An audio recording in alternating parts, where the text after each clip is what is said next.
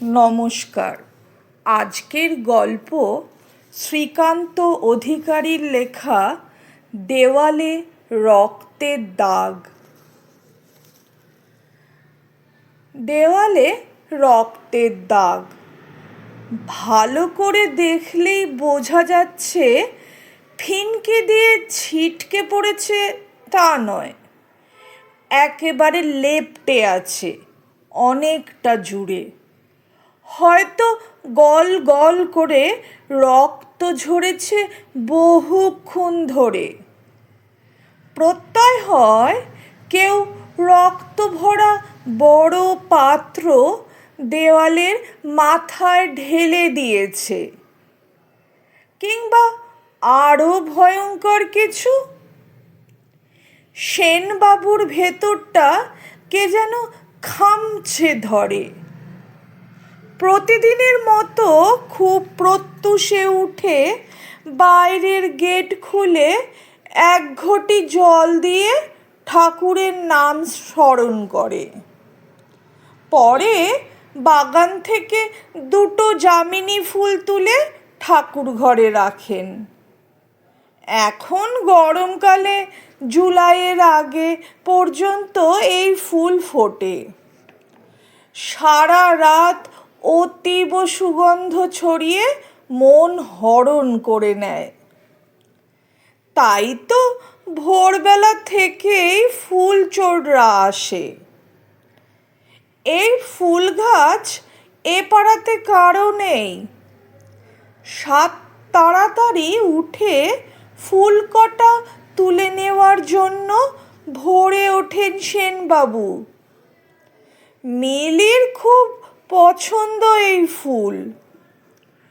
ফুলের গন্ধ আর ভোরের হাওয়া শরীর ছুঁলেই মন ভালো হয়ে ওঠে। পাখির মতো উড়তে চায়। কিন্তু আজ দিনের শুরুটাই ভয়ঙ্কর। চমকে ওঠেন সেনবাবু। বাইরের দেওয়ালে কে বা কারা এমন কুকাজ করলো, আর কেনই বা এমন করলো? জমাট রক্ত থেকে এখনো গন্ধ ছড়াচ্ছে। হকচকিয়ে গিয়ে সেনবাবু এদিক ওদিক দেখলেন। যদি কোনো আহত লোক পড়ে থাকে, কেউ নেই। অন্যদিন এতক্ষণে রাস্তায় লোক নেমে পড়তো, আজ নেই।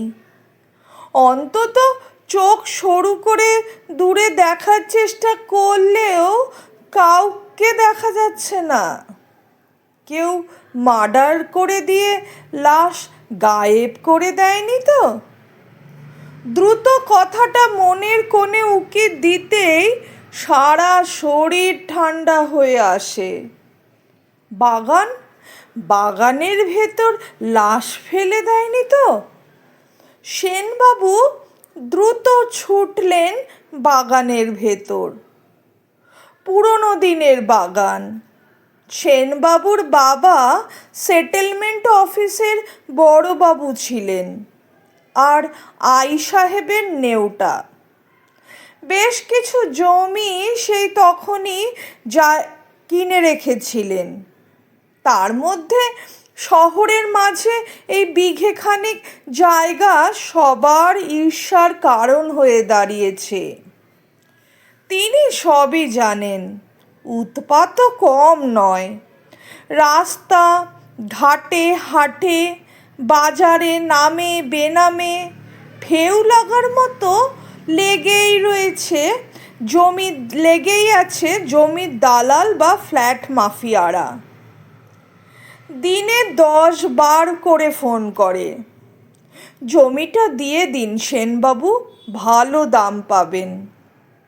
কিন্তু সেনবাবুর অর্থের চাহিদা নেই। এক মেয়ে, বিয়ে দিয়ে দিয়েছেন। জামাই মেয়ে এখন দুবাইয়ে। ভারতে আসার চান্স খুব ক্ষীণ।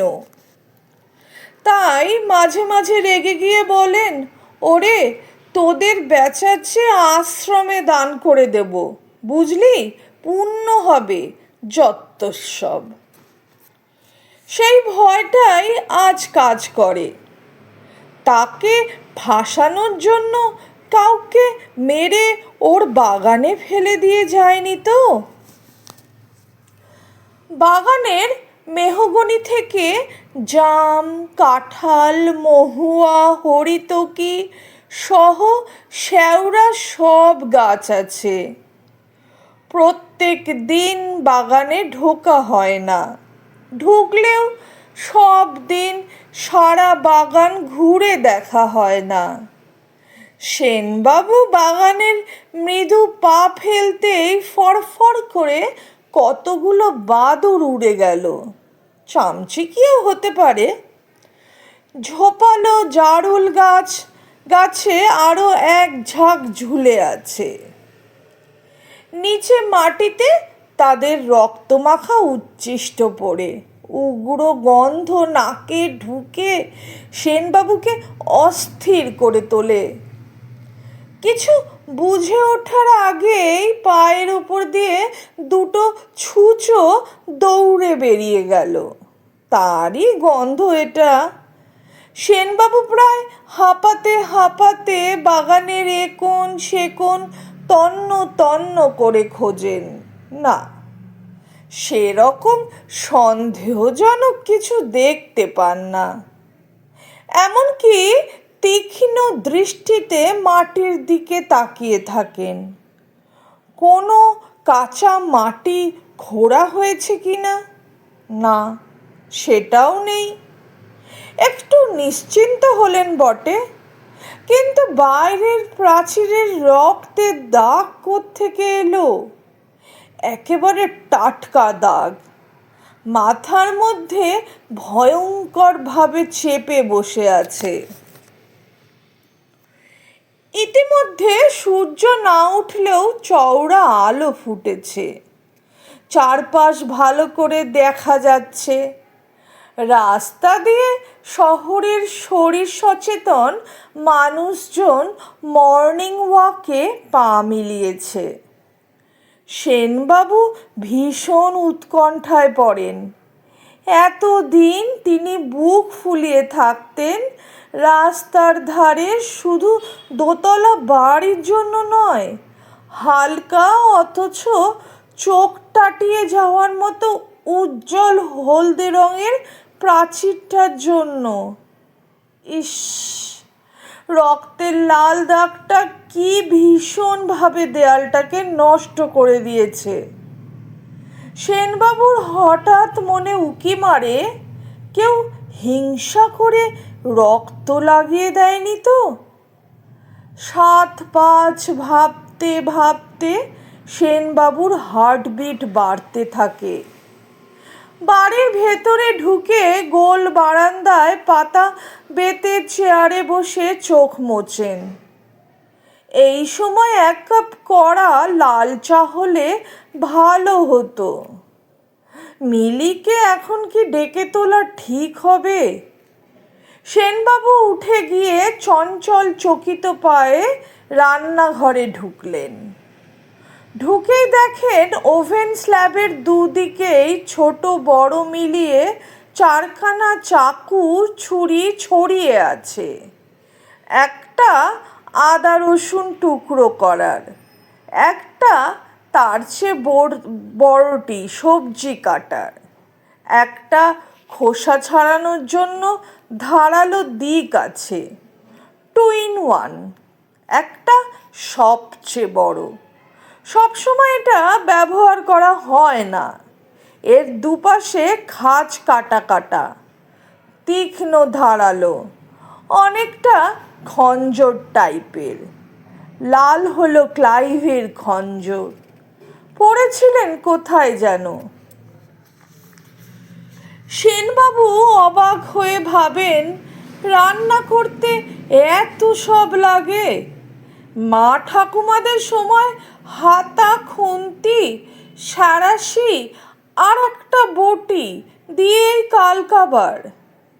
সেনবাবু সসপ্যানে জল চাপিয়ে পরিমাণ মতো চা পাতা গরম জলে দিয়ে খানিকক্ষণ চিনির চামচ নিয়ে নাড়াচাড়া করেন। তারপর 1 চামচ চিনি দিয়ে ঘেঁটে নিয়ে মনে হলো এলাচ দেওয়া হয়নি। পরে আবার একটা এলাচ ছাড়িয়ে কাপের মধ্যে দিলেন। তিনি এলাচ ছাড়া চা খেতে পারেন না। বিস্কুটের কৌটোটা খুঁজে পেলেন না। অবশেষে চায়ের কাপ নিয়ে বাইরে এলেন। বাইরে এসে চায়ে 2 চুমুক দিতেই বুকের ভেতর ধক করে ওঠে। অজানা একটা ভয় তাকে জাপটে ধরে। রক্তটা ধীরে ধীরে কালচে হয়ে যাচ্ছে। চারপাশে ছেকে ধরেছে কালো পিঁপড়ে। সেনবাবু তড়াক করে উঠলেন, কাপ টেবিলে ঠকাস করে নামিয়ে ডাক্তার কাছে গেলেন। নাক উঁচু করে মরা রক্ত শুকলেন।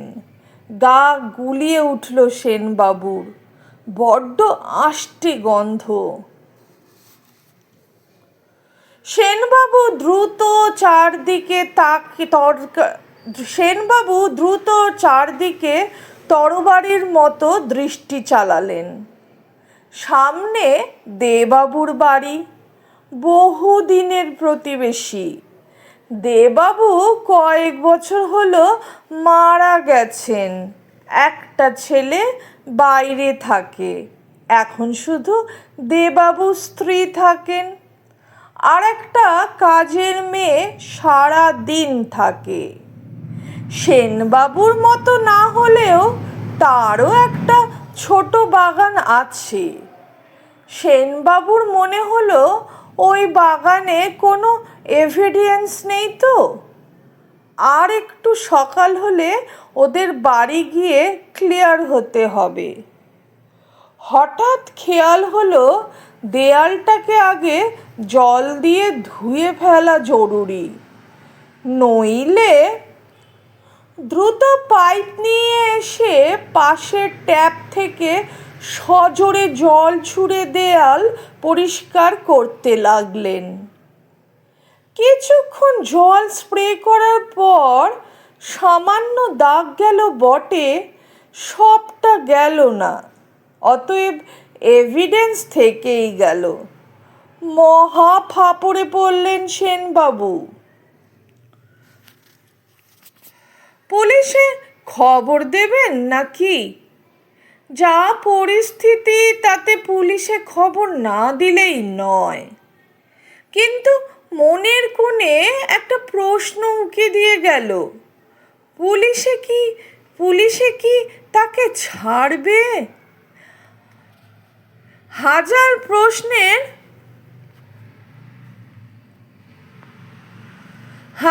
প্রশ্ন ছিটকে আসবে। কে করলো? কি করে হলো? কেন হলো? শেষে তাকেই সাসপেক্ট আসামি করে ধরে নিয়ে যাবে না তো? এই বুড়ো বয়সে থানা, পুলিশ, মেয়ে, জামাই কম প্রেস্টিজিয়াস ম্যাটার নয়।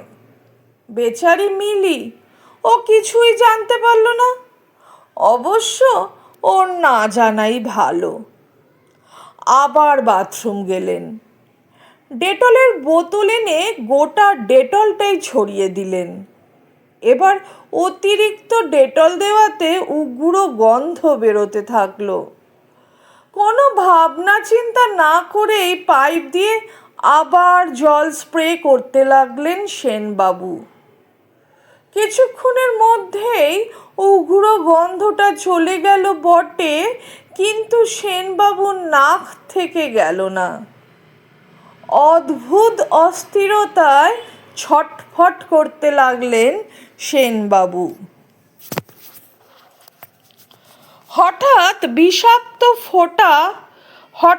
বিষাক্ত ফোঁড়া ফেটে যাওয়ার মতো একটা ক্লু মনের কোণে উদয় হলো।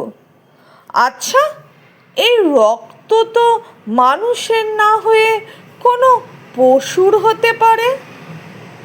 নিজেকেই নিজেই উত্তর দেন, হতে পারে, কিন্তু লাশ লাশ কই? অন্তত হাত পা বডির টুকরো টাকরা কিংবা যে অস্ত্র দিয়ে কাটাছেঁড়া করা হয়েছে তার একটা ট্রেস পাওয়া জরুরি। একটা দেয়ালের উপর থেকে নিচ পর্যন্ত রক্তে ভেসে যাওয়ার মতো তো রক্ত লাগবেই। তাহলে মুষড়ে পড়েন সেনবাবু। মস্তিষ্কের মধ্যে চিন্তা করার সেলগুলো নিস্তেজ হয়ে পড়েছে। ঘটনার সিকোয়েন্স মেলাতে পারছেন না। নিজের কথা না ভেবেই শেষমেশ লোকাল থানাতেই ফোন করে ফেলেন। একবার, দুবার, তিনবার, কিন্তু ও প্রান্ত থেকে কেউ সাড়া দেয় না। থম মেরে বসে পড়েন সেনবাবু। নিজেকে বড় অসহায় মনে হচ্ছে। পাড়ার কাউকে যে বলবেন সে অবস্থা তার নেই। জানাজানি হয়ে গেলে ক্যাওস হবে, সেটা একদম অনভিপ্রেত। নিজেকে বাঁচানোর আর কি উপায় নেই? ইউরেকা, বল্টু আছে। ওয়ার্ড কাউন্সিলর হয়েছে বটে, কিন্তু তার আগে ওর মেয়ের ছেলেবেলার বন্ধু, বুজম ফ্রেন্ড। টুটুলের দুবাই যাওয়ার সময় বল্টু ঠায় দাঁড়িয়েছিল আর বারবার বলেছিল, দুঃখ করবেন না কাকু, আমি তো আছি। যে কোনো দরকারে রাত বিরেতে ফোন করবেন, দেখবেন আমি কিংবা আমার লোক এসে হাজির। শুধু একবার কল করে দেখবেন। ফোন নাম্বারটা লিখে রাখুন, 8479। ধীরে ধীরে সূর্য আকাশে উঁকি দিচ্ছে। হালকা গরম অনুভূত হচ্ছে। বসার ঘরে রোদ ঢুকে টেবিলে হুমড়ি খেয়ে পড়েছে। পাথর কাটা চৌকোর ওয়েট পেপারগুলো ছড়িয়ে ছিটিয়ে আছে।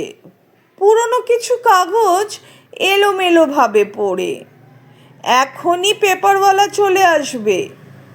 এতক্ষণে ওর খেয়াল হয় আজ রবিবার। রবিবার পেপারগুলো দেরিতে আসে। পড়ার টেবিল থেকে সেলফোন তুলে কন্ট্যাক্ট লিস্টে গিয়ে বল্টুর নম্বর খুঁজতে থাকেন। একটু সার্চ করতেই পেয়েও যান, তবে বল্টু বা কাউন্সিলর বলে নয়, টুটুলস বুজুম ফ্রেন্ড লিখতেই বেরিয়ে এলো। কিন্তু যতবারই কল করেন ততবারই উত্তর আসে, নট রিচেবল। ধ্যাত্তেরিকা, কাউন্সিলর বলে কথা, এত সকালে কি বিছানা ছাড়বে? এদিকে রাস্তায় পথচারীরা আনাগোনা শুরু করেছে।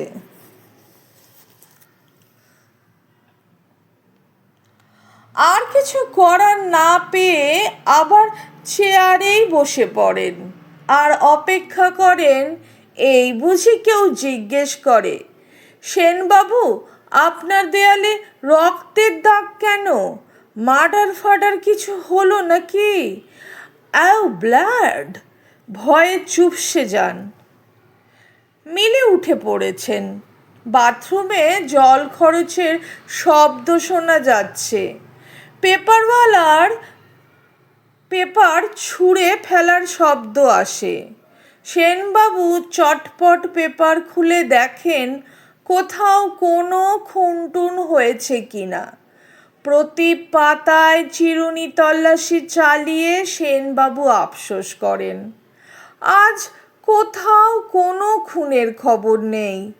হেডলাইন ছাড়া আরও ভেতরে ঢুকে ঢুকে পড়েন, নেই। এদিকে রান্নার মাসি এসে গেল। নিজের মুখ বন্ধ রেখে আর বুক চেপে একটা একটা করে সেকেন্ড, মিনিট, ঘন্টা পার করে গেলেন সেনবাবু। থানাতে আবার ফোন করেন, রিং হয়, কিন্তু কেউ ধরে না। মিলে চা, বিস্কুট আর কিছু পেস্তা বাদাম রোজকার মতো দিয়ে গেছেন, সঙ্গে গোটা 3 ট্যাবলেট। একবার শুধু বলেছেন, চোখটা তোমার এত লাল হলো কি করে? রাতের ওষুধ দুটো খাওনি নাকি? ডক্টর শ্রীবাসের কাছে আবার যেতে হবে। ব্যাস এইটুকুই। ব্রেকফাস্টে আজ লুচি, আলুর দম আর বাজার থেকে বোঁদে আনিয়েছেন মিলি, দিয়েছিলেন। সেনবাবুর খুব প্রিয়, কিন্তু খেতে হয় তাই নামমাত্র পেটে চালান দিয়েছেন। মাথার মধ্যে সেই রক্তের দাগ আর মনের মধ্যে ভয় সেনবাবুকে প্রায় জুবুথুবু করে রেখেছে।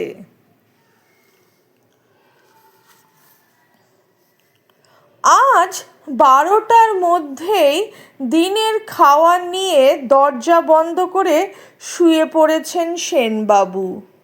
বিকেলে স্টেশনে থেকে যেতে পারবেন না জানিয়ে দিয়েছেন আগেই। দুপুরে 1 ঘন্টার পাওয়ার ন্যাপ নেন, কিন্তু আজ কিছুতেই চোখের পাতা এক করতে পারেন না। মনে হয় এই বুঝি কেউ কড়া নাড়ছে। পুলিশ হতে পারে, কিংবা কাউন্সিলরের লোক, কিংবা আর কেউ। ভয়ে ভাবনায় রক টিস টিস করে। কয়েকদিন আগে মল্লিকবাবুর বাড়ির ছোট ছেলে ঘরের দোরে খুন হয়েছিল। জলজ্যান্ত ভালো ছেলে, কি করে খুন হয়েছিল আর কেন হয়েছিল লোকাল থানা কুল কিনারা করতে পারেনি। মনের কোণে এই ঘটনা উকি দিতেই স্টিকে থাকেন সেনবাবু। এখানেও কি সেরকম কিছু ঘটনা ঘটেছে? বডি অন্য কোথাও ফেলে দিয়েছে, লাশ এক জায়গায়, খুন আরেক জায়গায়।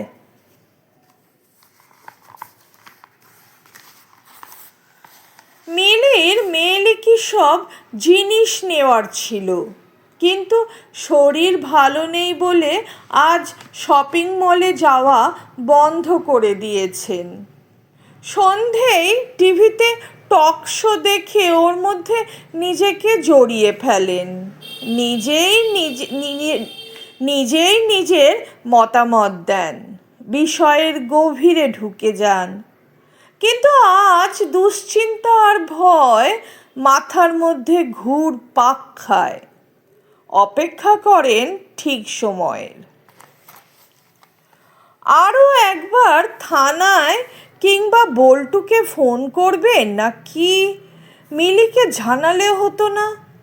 আদতে কিছুই করে উঠতে পারেননি, শুধু অপেক্ষা করতে করতে সকাল সকাল থেকে দুপুর গড়িয়ে গভীর রাত হয়ে যায়। মিলি শুয়ে পড়েন, পাড়াও ঘুমে অচেতন। তখন আস্তে আস্তে চুপি চুপি বাইরে বেরোন সেনবাবু। স্ট্রিট আলোয় কুচকুচে কালো দেখাচ্ছে সেই দাগটা। কিম্ভূত আকার নিয়েছে, আর কি বিচ্ছিরি দেখতে হয়েছে। দেওয়ালের দিকে তাকাতে পারেন না, সেনবাবু আঁতকে ওঠেন। হঠাৎ বাগানের গাছগুলো থেকে কারা যেন পাতা খসখস করে চোখের নিমেষে বেরিয়ে গেল। সেনবাবু পাথরের মতো ঠায় দাঁড়িয়ে রইলেন, এক পা নড়বার ক্ষমতা পেলেন না। এখনো কি রক্তের সেই আষ্ঠে গন্ধটা আছে? নাক উঁচু করে দেয়ালের একেবারে কাছে গেলেন, যেখানে রক্তের ছোপগুলো জমাট বেঁধে এখনো রয়েছে। দ্রুত আরও একবার বাড়ির ভেতরে ফিরে আসেন। সন্তর্পণে রান্নাঘরে ঢোকেন। শোয়ার ঘরের দিকে আর চোখে দেখেন মিলি একপাশে শুয়ে অঘরে ঘুমোচ্ছে। টু শব্দ না করে রান্নাঘর থেকে সবচেয়ে বড় ছুরিটা নিয়ে বেরিয়ে এলেন। তারপর পা টিপে টিপে একেবারে ঘরের বাইরে এসে প্রাচীরের গায়ে লাগা রক্তের দাগটার ওপর ছুরি ঘষতে লাগলেন। ঘসর ঘসর ঘসর ঘসর। সেনবাবু খেয়াল করলেন না ঠিক মাথার ওপর থেকে তখনই কতকগুলো বাদুড় উড়ে এসে ইলেকট্রিক তারের ওপর হেটমুন্ডু হয়ে ঝুলে পড়েছে আর কিছুক্ষণের মধ্যেই গল গল করে বমি করতে লাগলো। পরদিন খুব সকালে সূর্য তখনও ওঠেনি কিংবা মর্নিং ওয়াকের দল পথে নামেনি। সেই কাক ভোরে একটা পুলিশ ভ্যান সেনবাবুর দরজায় এসে থামে। দ্রুত বিছানা থেকে উঠে মিলি পুলিশের গাড়ি আর গোটা চারেক পুলিশ দেখে থতমত খেয়ে কোনো রকমে সদর দরজায় এসে দাঁড়ান। দেখেন দরজা খোলা।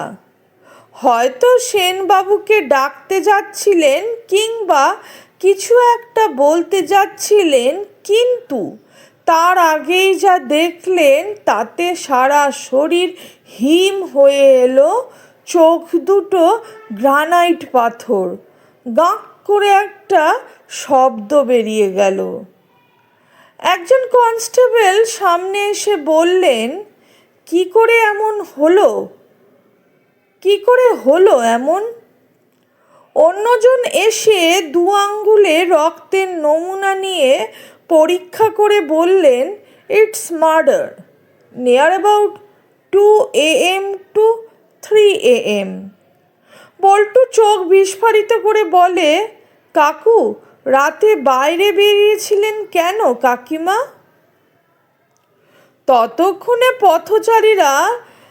ততক্ষণে পথচারীদের দল এসে পড়েছে। তারা অবাক হয়ে দেখে সেনবাবুর বডিটা প্রাচীরের গায়ে ঘাড় মুন্ডু গুজে পড়ে আছে। হাত আর গলা দিয়ে তখনও হালকা জমাট রক্তের মৃদু স্রোত বয়ে যাচ্ছে দেয়াল বেয়ে। পাশে পড়ে আছে খঞ্জর জাতীয় একটা বড় ছুরি।